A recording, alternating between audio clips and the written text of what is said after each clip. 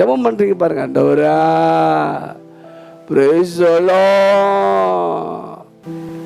செவியே கொடுக்க மாட்டார். உன் பெத்த பிள்ளைக்கு ஏதாவது சோற போடு, மண்ணி சாப்பாடு போடு, ஏய் கோல்டுடா வேணாண்டா, எவ்வளோ கேர் பண்ணுறியம்மா. நான் குபாரனை கொடுத்தேன், பரம தகப்பேன். உங்களை பார்க்கலும் என்னை பார்க்கலும் விசேஷமாக போஷிக்கிற அப்பா, கொடுக்குறப்பா. இந்த அப்பாட்ட வருவதற்கு வழி என்னன்னா ஃபெய்த், விசுவாஸ்.